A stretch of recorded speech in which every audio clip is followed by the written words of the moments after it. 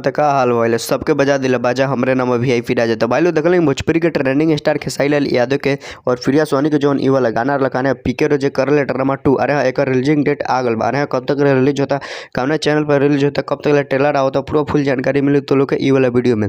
तो लोग ई वाला वीडियो को शुरू से लेके लास्ट तक देख लेंगे। बाकी अभी तक हमारे चैनल के सब्सक्राइब नहीं करे तभी सब्सक्राइब करके हमसे जुड़ जाएंगे। खेसारी लाल यादव के हर गाने के अपडेट सबसे पहले ई वाला चैनल पर मिले। तो भाई लोग देख लेंगे खेसारी लाल यादव एगो गाना के मतलब एगो गाना के मतलब इनका रहती बारे तो हम बतैलो रहा खेसारी लाल यादव की हाँ प्रिया सोहानी के साथ खेसारी लाल यादव के गाना जरूर आई और बात भी कर रहा कॉल से प्रिया सोहानी के।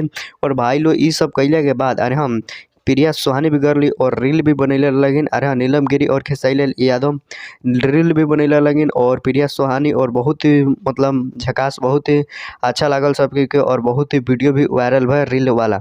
और भाई लोग खेसारी लाल यादव मतलब प्रिया सोहानी वही वाला गाना पर वायरल भरली पीके रोज कर ले ड्रामा 1 वर्जन में एगो रील बनैली और बहुत ही तेजी से वो रील वायरल भर इंस्टाग्राम पर। और भाई केहू के किस्मत केहू चमक जाला मतलब कभी भी चमक सकता केहू के किस्मत होंगे प्रिया सोहानी के चमक गल। और भाई लोग कितना आदमी रील बनैलक ऊपर लेकिन वो लोग कोनो मतलब ना कुछ ना भल लेकिन वो लोग भी रील पर भेज चुकल। बाकी भाई लोग टुनटुन यादव के साथ प्रिया सोहानी के बहुत सारा गाना रिलीज हो गल बा। अगर तो लोग नहीं खेलेंगे सुन ले तो इंस्टाग्राम पर जाकर सर्च मार के सुन सकता नहीं।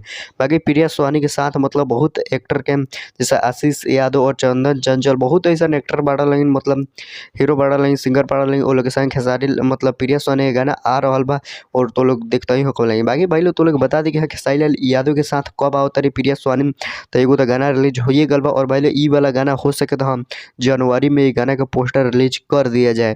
बाकी वाला गाना के मतलब लिखाव का गल बा और म्यूजिक भी बन गल बा और सिर्फ रिकॉर्डिंग करे के बाकी बा और वीडियो शूट करे के बाकी बा। अभी तक वीडियो शूट नहीं के बल तो हो सके जनवरी वरना फरवरी में वाला गाने के पोस्टर रिलीज कर दिए पीके रोज कर ले ड्रामा 2।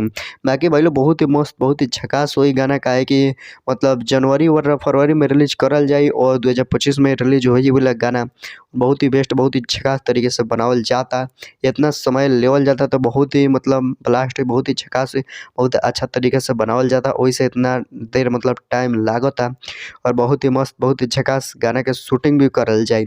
आगे भाई लोग तो लोग बता दी कि हाँ खेसारी लाल यादव के अरे हाँ डांस फिल्म के ट्रेलर आ गल बा यूट्यूब पर ग्लोबल म्यूजिक जंक्शन से। अगर तो लोग निकलेंगे देख ले तो जाकर देख सकते हैं बहुत ही झकास बहुत ही मस्त बा। आगे भाई लोग तो लोग ये वाला वीडियो कैसा लगा कमेंट करके जरूर बताइए। बाकी लाइक सब्सक्राइब शेयर कर दल।